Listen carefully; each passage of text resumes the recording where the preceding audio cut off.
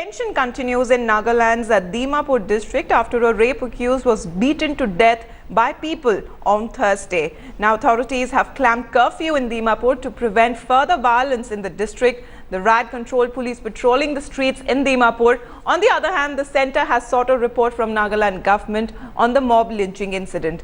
Meanwhile, the neighbouring state of Assam has been put on high alert over possible violence. The army has been placed on standby in both Nagaland and Assam. The Nagaland government has also sought for assistance of paramilitary forces to restore normalcy in the region.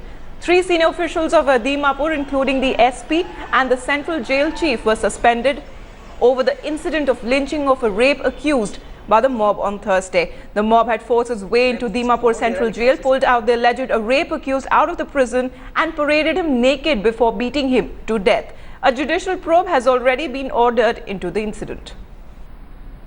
Joining me live from the national capital is Headlines Today's Maha Siddiqui. Maha, what is the latest update you have on this mob lynching episode that took place in Dimapur, with Rajnath Singh saying that he is closely monitoring the situation and he's had a word with the concerned officials?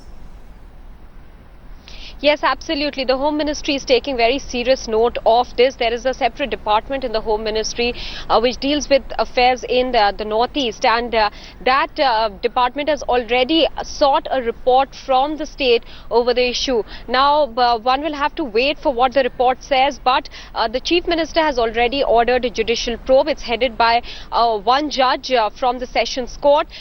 3 people have already been suspended: the DC, the SP, and another official from the police service who was heading the jail where this incident took place. Now, clearly the action is being taken, but the situation remains sensitive in Dimapur. So the Home Ministry had promised and has already asked for paramilitary forces to be deployed there. They are constantly monitoring the situation in Dimapur and will take the next step over this issue based on the report that they get from the state.